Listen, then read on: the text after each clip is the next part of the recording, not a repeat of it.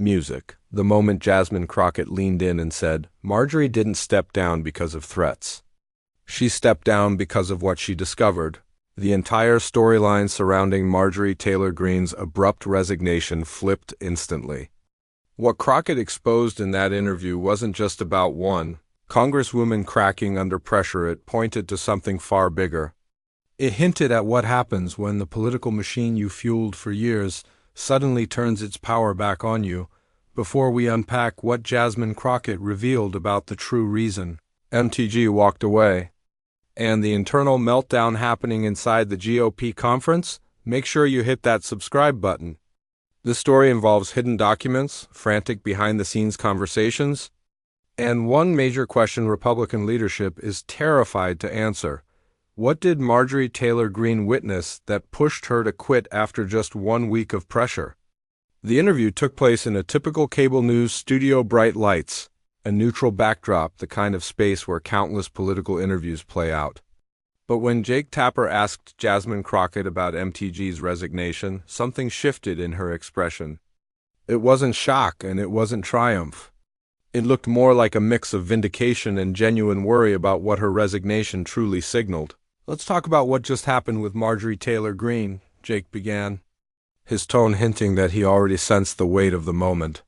She stepped down from Congress, effective immediately. Her official statement mentions personal reasons and increased security concerns. But you've hinted you don't buy that explanation.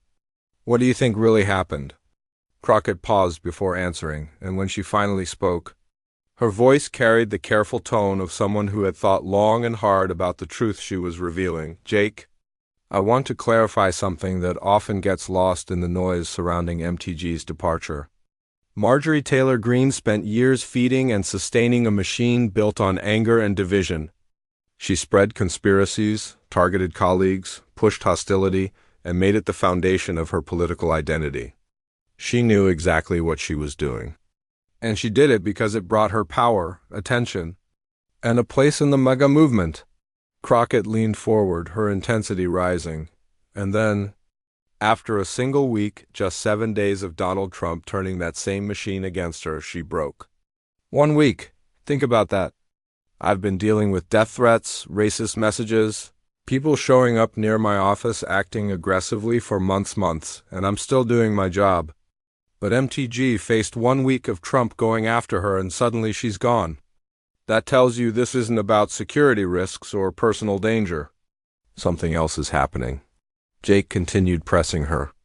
What do you think that something else is? Crockett stayed measured but direct. I think Marjorie Taylor Greene finally realized the monster she kept feeding was now coming for her. And I think, and this is where it gets interesting, I think she saw something developing that she didn't want her name anywhere near. Because here's what doesn't make sense. Trump attacked Thomas Massie. He went after Lauren Boebert. He criticized several Republicans who supported releasing the Epstein files. But they're all still in office. They took the heat and kept working. So why is MTG the exception? What made her situation so serious she had to resign instead of riding out the backlash like everyone else? The question hung in the air. Jake let the silence stretch before asking what everyone was thinking. Are you saying this might be connected to the Epstein files? Crockett answered slowly, choosing each word with precision. I'm saying the timing is interesting. MTG was one of the loudest voices demanding those files be released until suddenly she wasn't, and right around the same time she suddenly stopped mentioning the topic. Republican leadership also began clamping down on who could access information about what's actually inside those files and what the next phase of the investigation might reveal. Even Democrats who sit on the committees that should normally be fully briefed were being told there were ongoing developments that couldn't be discussed yet. That almost never happens. That level of secrecy inside Congress is a sign that something major is unfolding behind closed doors. She paused and added, and let me be clear, I'm not claiming to know exactly what's in those files or precisely what Marjorie Taylor Greene saw. But I do know this. When someone whose entire political identity is built on confrontation and nonstop aggression suddenly walks away after years of promising to never back down, it means something has shifted in a serious way. You don't give up power unless you're being pushed out, or unless you're trying to get ahead of something that's about to explode. The interview clip exploded online within hours, but it turned out to be only the beginning.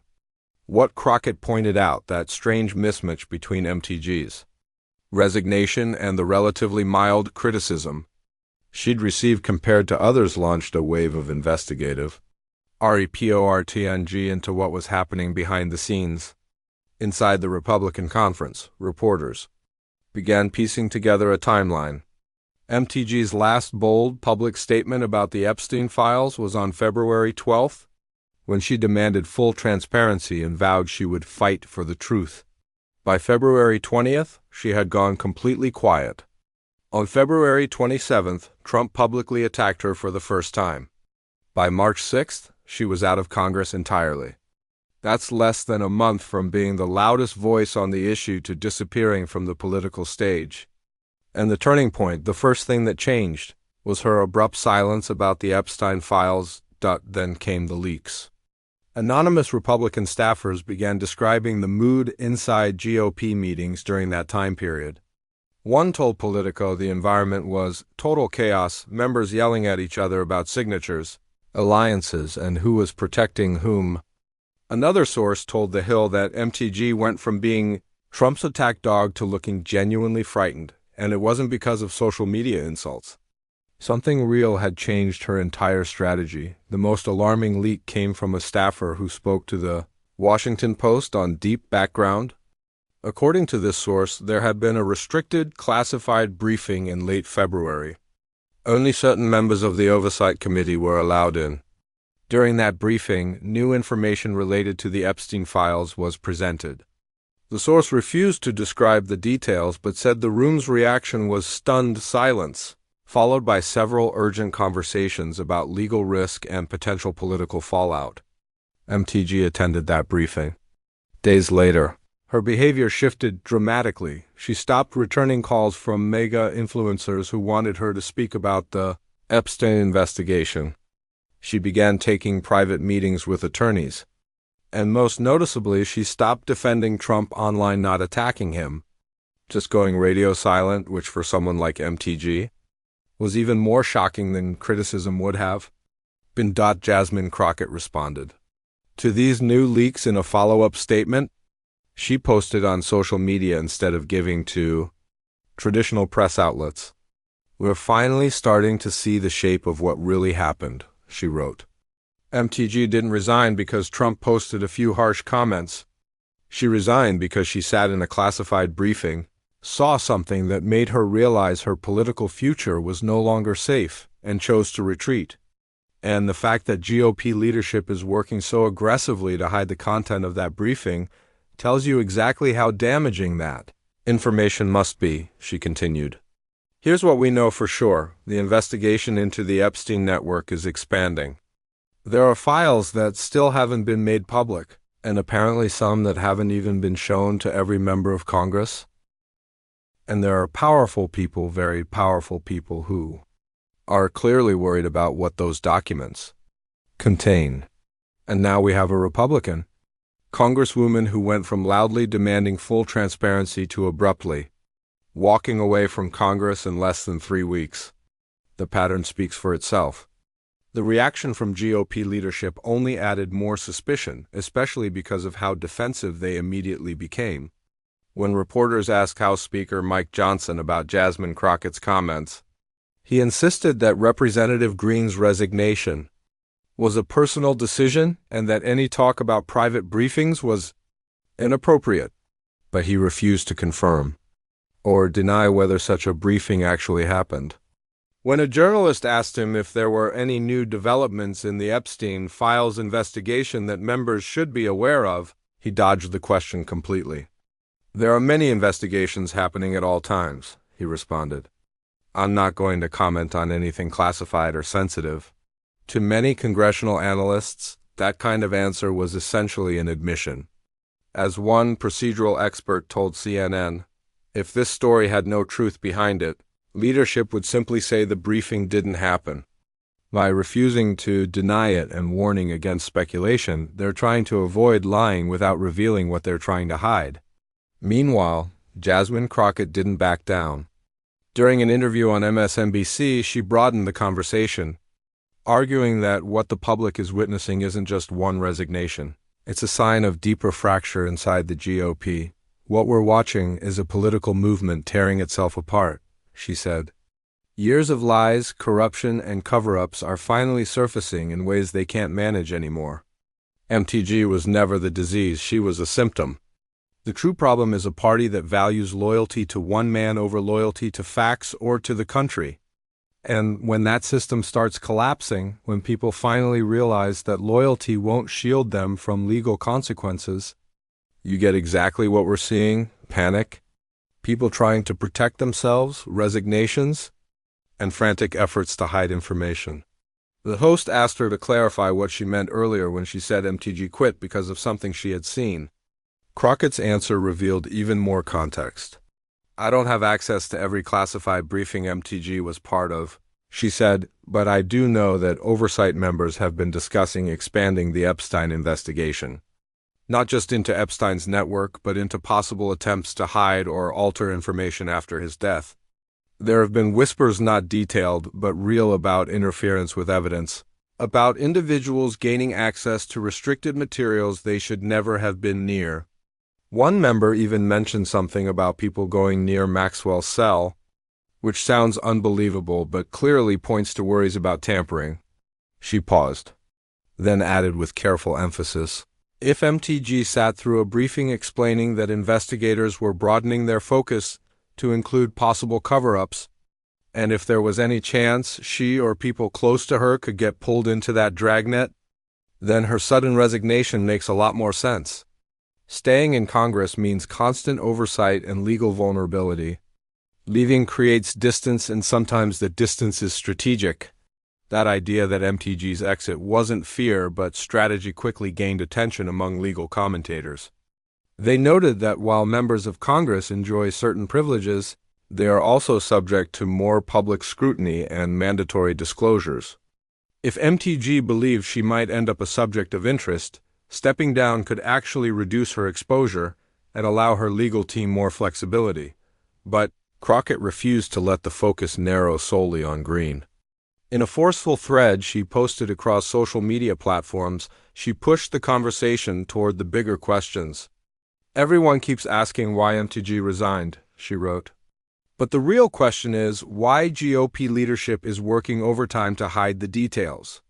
The real question is what's inside those sealed files that is causing this level of panic behind the scenes. And the real question is who else is quietly reassessing their future now that MTG saw something and ran." She continued, "Because remember, MTG wasn't a casual supporter of Trump, she was one of his most loyal foot soldiers.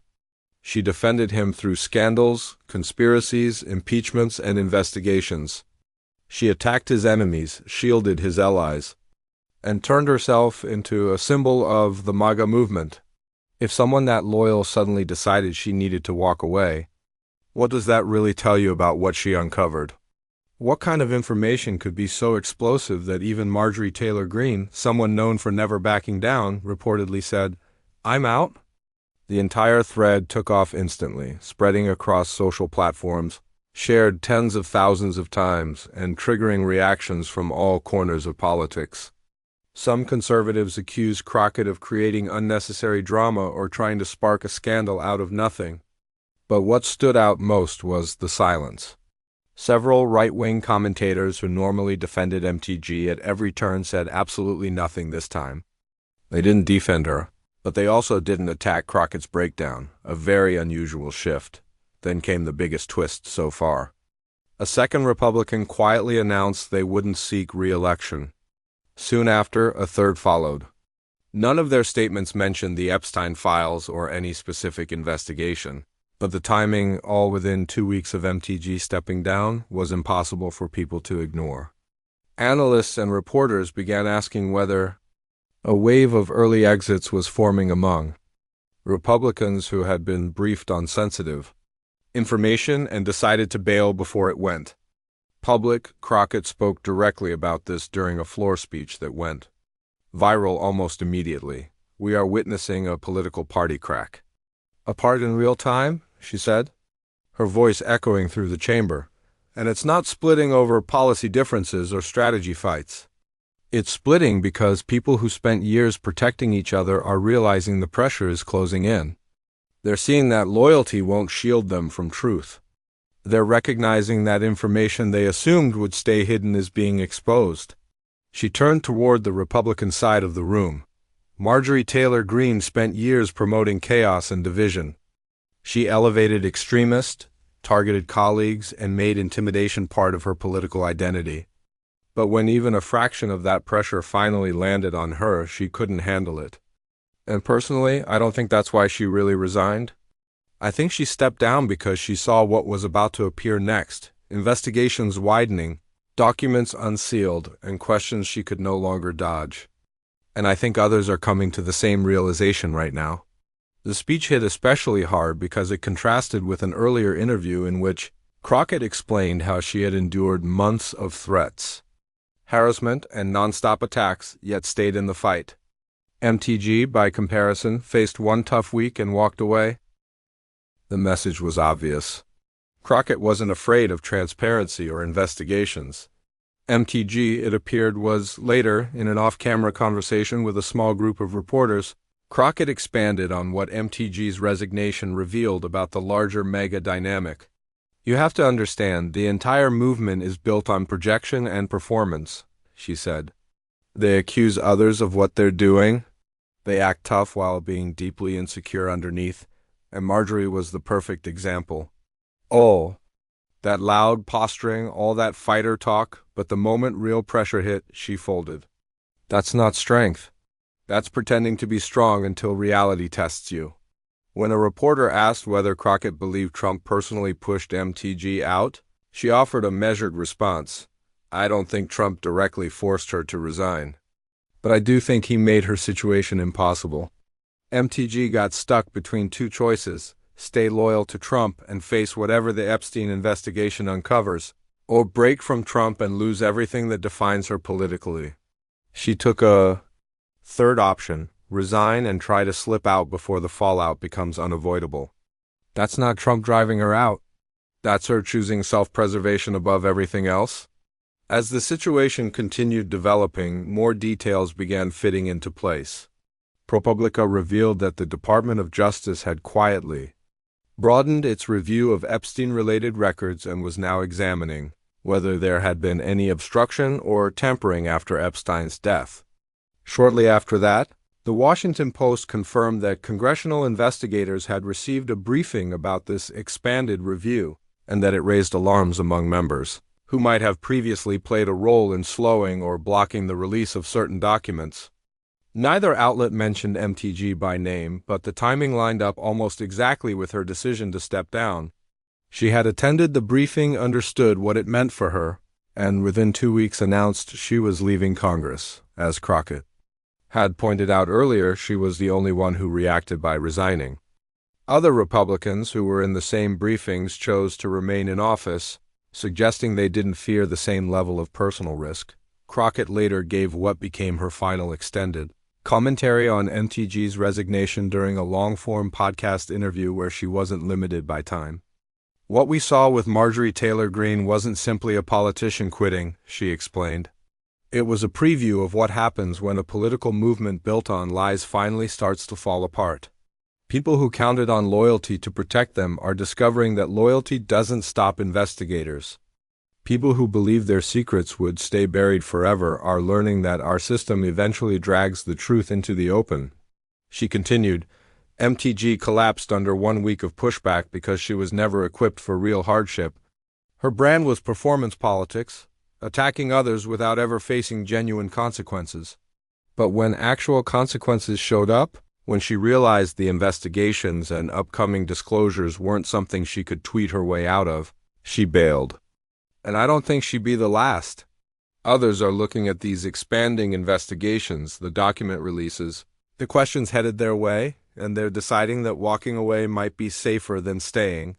The host then asked, a final question: what did Crockett believe the Epstein files investigation would ultimately reveal? Her response was hopeful yet measured. We're going to learn things powerful people desperately didn't want the public to see. We'll find out who knew what, who helped hide the truth, who gained from keeping those files sealed. Will every single person face justice? Probably not, they rarely do. But some will. And the fact that someone who seemed as untouchable as MTG felt compelled to resign tells me the information coming is serious. Serious enough to make even the boldest figures panic. She closed with a statement that summed up why her commentary had resonated so strongly. Marjorie Taylor Greene wasn't taken down by Trump. She was taken down by what was about to surface. She looked ahead, realized she couldn't escape the fallout while still in Congress, and made a choice that should tell all of us there's far more to this story than we've been told. And we should demand that the information that forced her out be made public. If it was powerful enough to end her career, then the American people deserve to see it. The video concluded with a message to viewers. If this breakdown of Jasmine Crockett's explanation of MTG's real resignation reasons made it clear that official statements never tell the whole truth. Hit the like button and subscribe for more deep political analysis that exposes what's happening behind the scenes. Leave a comment with your thoughts. Did MTG quit over security concerns like she claimed? Or was something far more serious unfolding? And share this video with anyone who understands that when powerful people abruptly resign, it's always worth asking what they're trying to avoid. Your engagement helps us keep investigating the stories that demand answers.